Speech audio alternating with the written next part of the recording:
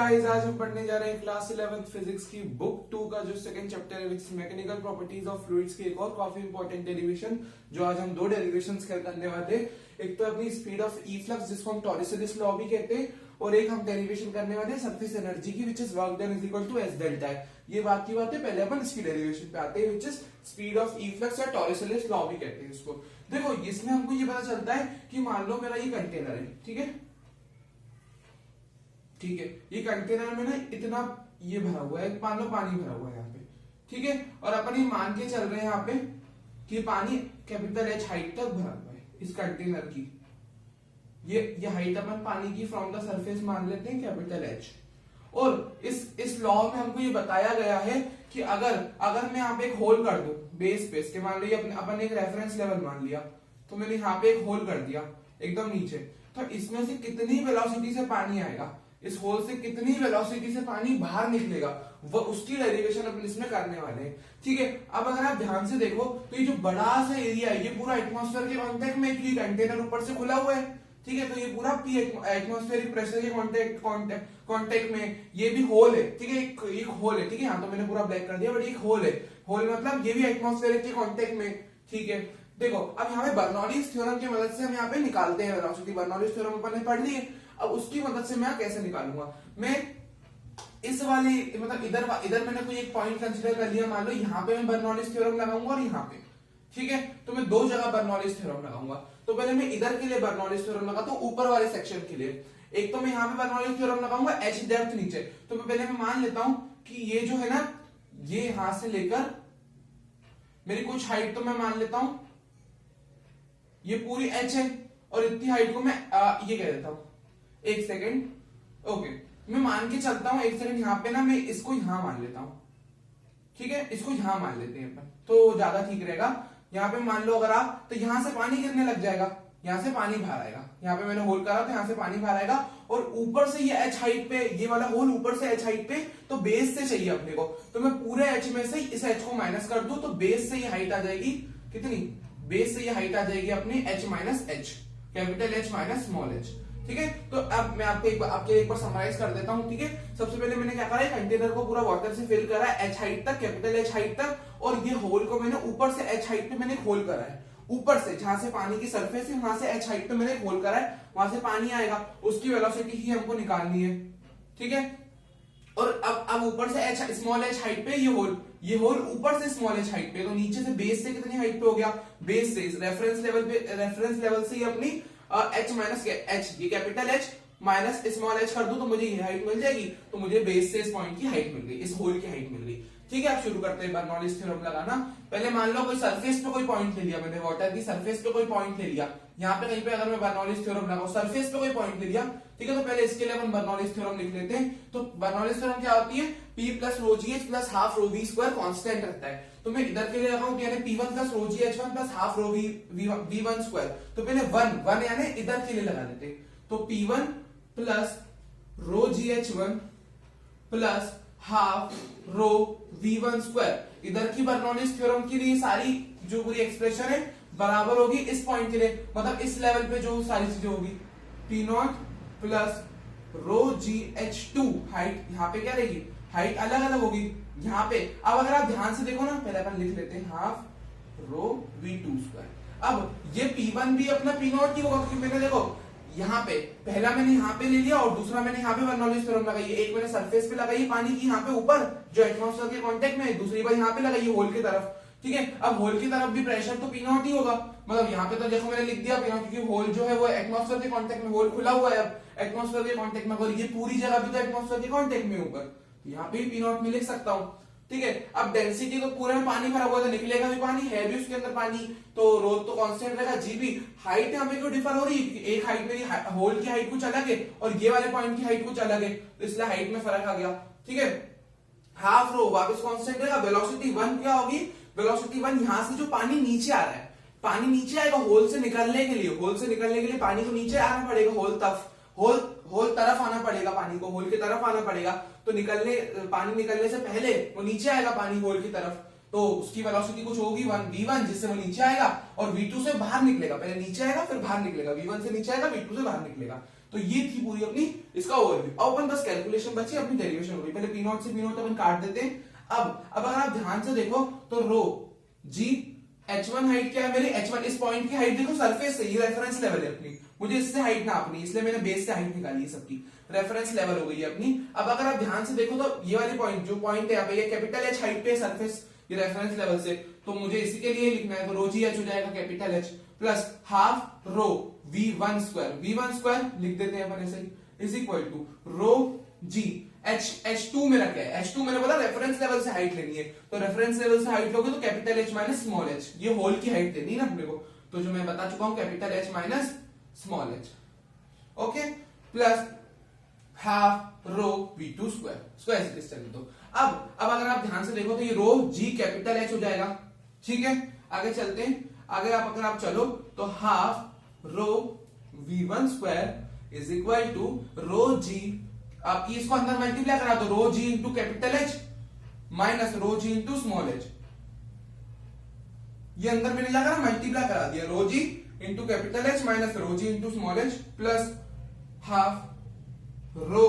V2 square, तो ये यहां तक आपने लिख दिया। अब अगर आप ध्यान से देखो तो ये रो जी एच कैंसिल हो जाएगा, कैपिटल H वाला, ठीक है। अब आगे चलते हैं, अब मैं क्या करता हूं, ये माइनस वाले रो जी एच को इधर आके प्लस में लिख देता हूं, ठीक है, is equal to half rho V2 square और माइनस का इधर हाफ रो V1 स्क्वायर। अब अगर इस रो जी एच को आप अलग छोड़ दो, इसको ऐसे ही रहने दो, मतलब यहां से हाफ रो कांस्टेंट आ रहा है, हाफ रो कॉमन आ रहा है, तो अंदर बचेगा V2 square minus V1 square. अब रो से रो कैंसिल हो रहा है, ठीक है। अब क्या बच रहा है, मुझे चाहिए क्या, अब यहाँ पे थोड़ा सा इक्वेशन ऑफ कंटिन्यूटी भी लगेगा, आपने पढ़ ली इक्वेशन ऑफ कंटिन्यूटी। देखो यहाँ पे इन शॉर्ट होगा क्या, इक्वेशन ऑफ कंटिन्यूटी कहती है a1 v1 is equal to a2 v2। अब अगर आप ध्यान से देखो तो मुझे क्या चाहिए, मुझे v1 की वैल्यू मान लो यहाँ पे चाहिए, v1 देखो v1 क्या है, पानी जिससे नीचे आ रहा है, यानी बड़े वाले जो एरिया से पानी नीचे आ रहा है वो v1 है, और यहां से जो निकल रहा है ये v2 है, ठीक है, ये v2 है जो निकल रहा है, ठीक है। a1 बड़ा वाला एरिया है, a2 ये होल का एरिया छोटा सा, ठीक है। मुझे v1 चाहिए, तो मेरे को v1 को मैं अकेला कर लेता हूं, a2 अपॉन a1 नीचे आ जाएगा और v2। अब अगर आप ध्यान से देखो तो a1 एरिया ये बड़ा वाला है, ठीक है, v1 वाली वेलोसिटी इसकी है, तो एरिया भी a1 इसका ही होगा, और a1 एरिया बहुत बड़ा है कंपैरिजन टू a2 एक छोटा सा बस होल है, तो a1 एरिया बहुत बड़ा है, मतलब ये फ्रैक्शन नेग्लिजिबल हो गया a2 बाय a1 वाला, और मल्टीप्लाई करूंगा तो मतलब इन शॉर्ट पूरी क्वांटिटी बहुत छोटी हो जाएगी, ये फ्रैक्शन बहुत छोटा है a2 बाय a1, क्योंकि a1 एरिया अपना a1 area is very very very small then 8, मतलब नहीं उल्टा लिख दिया अपन ने, a1 area is very very, यहाँ पे a2 लिख लो, यहाँ पे a1 लिख लेते हैं, ठीक है। यहाँ पे आप देख सकते हो a1 एरिया बहुत ज्यादा बड़ा है, a1 area is very very very greater than a2 यानी बहुत छोटा हो गया, तो छोटा ऊपर नीचे बड़ा वाला था तो बहुत छोटा आ जाएगा ये आंसर, तो ओवरऑल मतलब v1 नियरली 0 हो जाएगा, है ना, a से v2 से मल्टीप्लाई भी करोगे नियरली वो आंसर बहुत छोटा आएगा, तो उसको अपन 0 कर देंगे, तो v1 स्क्वायर, v1 0 है तो नियरली v1 का स्क्वायर भी 0 हो जाएगा, और क्यों होगा मैंने नीचे आपको रीजन बता दिया। अब क्या बचेगा, मुझे v2 की वैल्यू चाहिए, तो मैं क्या करता हूं, पहले इसको ऐसे लिख लेता हूं एक बार, हाफ और अंदर से v2 का स्क्वायर बचा, ठीक है। अब मैं क्या करता हूं, 2 को डिवाइड से वहां इनटू में ले जाता हूं, 2gh is equal to v2 square, और यहां से मेरी v2 की वैल्यू आ गई अंडर रूट 2gh, यानी जो पानी बाहर आ रहा होगा वो अंडर रूट 2gh वाला, जहां 2g तो कांस्टेंट हो जाएगा, h यहाँ पे क्या है, ये स्मॉल वाली हाइट, ठीक है। तो अगर आप देखो तो ये अपनी वो काइनेमेटिक्स वाली इक्वेशन जैसी आ गई इक्वेशन, बट यहाँ पे ये अपनी डेरिवेशन होती है कंप्लीट। सेकंड डेरिवेशन की तरफ चलते हैं, which is of surface energy. अब अगर आप देखो तो यहाँ पे अपन कंसीडर करके चलते हैं एक ऐसा सेटअप, देखो ये मेरा एक यू शेप का एक सेटअप है, ठीक है, जिसपे यहाँ पे एक वायर लगी हुई है ऐसी, ठीक है। इन शॉर्ट में यहाँ पे क्या करता हूं कि मतलब इसको अगर मैं पानी में डुबाऊंगा, मतलब पानी सोप सॉल्यूशन में डुबाऊंगा, तो ये वायर और इसके पहले वाले एरिया में यहाँ पे एक सोप फिल्म बन जाती है। सोप सॉल्यूशन में आप डुबाओगे इसको, ऐसे उठा के तो इसमें एक सोप फिल्म बन जाएगी, ठीक है। फिर अपन क्या करते हैं, कुछ फोर्स लगा के हल्का सा अपन इस वायर को पीछे कर देते हैं। मैंने एफ फोर्स लगा के हल्का सा इस वायर को मैंने पीछे कर दिया, ये हल्का सा मैंने डेल्टा एक्स जितना वायर को डिस्प्लेसमेंट करा दिया, ठीक है। तो कुछ ना कुछ ये खींची होगी, ये लेयर जो है फिल्म है, सोप फिल्म खिंच गई होगी, ठीक है। अब देखो सोप फिल्म तो चाहती है कि मेरा एरिया सबसे कम हो, तो लेकिन अपन क्या कर रहे हैं, उसके अपोजिट फोर्स लगा रहे हैं, उसको बड़ा कर रहे हैं उसके एरिया को, लेकिन ड्यू टू सरफेस टेंशन वो अपना एरिया मिनिमाइज करना चाहिए, तो वो अपोजिट डायरेक्शन में भी एक फोर्स लगाती है। कौन? सोप की फिल्म। वो भी एक चीज है, मैंने आपको ओरल बता दी, ठीक है। बाकी फिगर में जो अपने को डेरिवेशन में यूज होगा मैं वो देख रहा हूँ, ठीक है। बाकी ये फोर्स लगा के डेल्टा एक्स जितना डिस्प्लेसमेंट, डिस्प्लेसमेंट क्यों आया, ये फोर्स एफ एक्सटर्नल लिख लेते हैं इसको, एफ एक्सटर्नल लगाने के कारण डेल्टा एक्स जितना डिस्प्लेसमेंट आ गया, ठीक है, इस फिल्म में। अब और मान लो ये वायर की लेंथ एल है, ठीक है, ये वायर की लेंथ, तो ये वाली वायर और वायर तो सेम ही, दोनों एल एल होगी, ठीक है। अब वर्क डन का फॉर्मूला जैसा, अब देखो सरफेस टेंशन क्या होता है, force per unit length. Surface tension क्या होता है, ऐसा फोर्स जो लिक्विड की लेयर को मिनिमाइज सरफेस एरिया में रखने का ट्राई करती है, मतलब लिक्विड की लेयर खुद को, तो पर यूनिट लेंथ पे जो सरफेस टेंशन हमेशा पर यूनिट लेंथ पे काम करता है, यानी लेंथ पे लगता है surface tension, per unit length कितना फोर्स लगता है पर यूनिट लेंथ, जिससे वो अपना एरिया मिनिमाइज रखती है, मतलब इन शॉर्ट में ये कहना चाह रहा हूं, अपना एरिया मिनिमाइज रखने की प्रॉपर्टी होती है ना। तो यहाँ पे ये हो जाएगा पर यूनिट लेंथ, तो ये फॉर्मूला होता है मतलब एक तरह से। तो यहाँ से मैं फोर्स निकाल सकता हूँ सरफेस टेंशन इनटू लेंथ, ठीक है। तो ये हो गया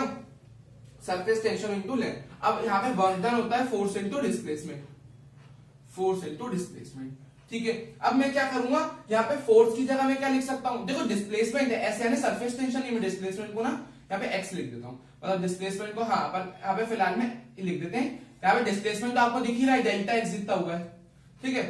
और फोर्स की जगह मैं लिख सकता हूँ सरफेस टेंशन इनटू लेंथ और डेल्टा एक्स को एज इट इज, है ना। डिस्प्लेसमेंट फोर्स इनटू डिस्प्लेसमेंट वाला फॉर्मूला लगा है, डिस्प्लेसमेंट यहाँ पे डेल्टा एक्स हुआ है इस वायर का, ठीक है, उस वायर के लिए लिख रहे हैं, ठीक है। डेल्टा एक्स डिस्प्लेसमेंट हुआ, फोर्स की जगह सरफेस टेंशन इनटू लेंथ आ गया। अब अगर मैं आपको गौर करवाऊं तो यहाँ पे आप हमेशा ये चीज याद रखना, एस को आप अलग कर लो, ये जो एल डेल्टा एक्स होता है ना, सिर्फ सिंगल नहीं होता, इसको अपन 2l डेल्टा एक्स अपने मन से 2 भी लगाते हैं यहाँ पे। ऐसा क्यों? क्योंकि यहाँ पे अगर मैं खींच रहा हूं तो ये अपना लूप है, मान लो यू शेप का, तो आगे जैसे खींचा, मतलब आगे साइड पे अगर सोप की लेयर खींची होगी, ये भी खींच गई ना, आगे साइड बढ़ गई सोप की लेयर, तो पीछे साइड भी ट्रांसपेरेंट होगा ना, ये लूप के एक पीछे साइड भी होगा जहां पे सोप दिख रहा होगा, ये मेरी हाथ में है, इस साइड मुझे सोप दिख रहा है, मैं इसको घुमाऊंगा तो मुझे पीछे साइड भी सोप दिखेगा।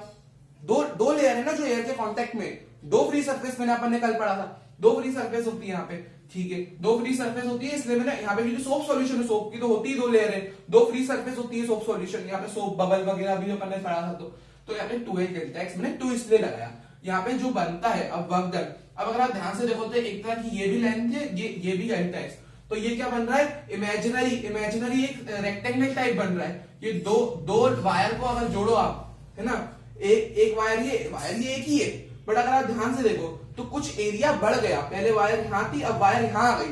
तो ये फैल गई, है ना। तो ये एल था और यहाँ पे एक तरह से लेंथ थी, और ये एक तरह से ब्रेथ का काम कर रही है डेल्टा एक्स, एक तरह से इमेजिनरी रेक्टेंगल बन चुका है, यहाँ पे एल लेंथ हो गई, डेल्टा एक्स यहाँ पे ब्रेथ हो गई। तो लेंथ इंटू ब्रेथ क्या होता है, एरिया होता है फॉर अ रेक्टेंगल, है ना, ये दो की साइड की तरह। अगर आप इसे इमेजिन कर पाओ तो, अगर मैं आपको ये इसलिए इमेजिन करवा रहा हूं क्योंकि मैं यहाँ पे लिखने वाला हूं एस डेल्टा ए। अब आप यहाँ कंफ्यूज हो गए होंगे, मैंने डायरेक्ट डेल्टा ए को लिख दिया, जब भी मैंने आपको इमेजिन करवाया कि एक तरह से इंक्रीमेंट इन एरिया हो रहा है, यहाँ पे एल लेंथ और ये एक तरह से दोनों लेंथ है ना, लेंथ इंटू लेंथ एक तरह से क्या होता है, एरिया ही तो होता है, ये भी एक तरह की लेंथ है, डेल्टा एक्स भी एक तरह की लेंथ है, तो दोनों मिलकर एरिया ही बनाएंगे। और यहाँ पे आपको दिख भी रहा है, एक तरह से लेंथ दिख रही है, एक तरह से ब्रेथ दिख रही है, तो आप इमेजिन करने का खेल है। आप बाकी लिखने को तो आप लिख देंगे, बाकी इमेजिन करना चाहिए आपको थोड़ा, सो जाए आपको याद रह पाए चीजें, ठीक है। तो बस, और यहाँ पे डेल्टा, अब आप सोचोगे कि एल डेल्टा एक्स को तो आपने डेल्टा ए लिख दिया कि भाई increase in area, length into length एक तरह से एरिया हो गया, लेकिन आपने 2 को कहां कर दिया, है ना, इसको तो मैंने एरिया लिख दिया, 2 कहां गया,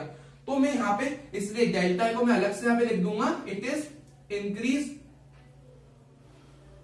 in surface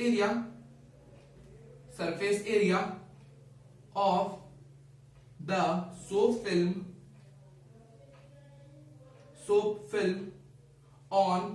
both the sides, में शॉर्ट में लिख रहा हूं, ठीक है। तो ये दोनों साइड्स में डेल्टा है, मैंने मन में कंसीडर कर लिया 2 को कि भाई 2 इसलिए लगा हुआ है कि दोनों साइड का एरिया बड़ा है, तो ट्वाइस ये दिखा रहा है कि भाई एरिया में इंक्रीमेंट, दोनों साइड का एरिया कंसीडर करूंगा ना, ये एक साइड का एरिया हो गया, मेरे को दोनों साइड का एरिया को कंसीडर करना है यहाँ पे, तो ये होता है increase in area on both the sides. तो 2 एक तरह से ये शो कर रहा है कि दोनों साइड का एरिया बड़ा है, तो डेल्टा ए के अंदर ही वो इंक्लूड हो गया 2, और एल डेल्टा एक्स तो दिखा ही रहा है एरिया को,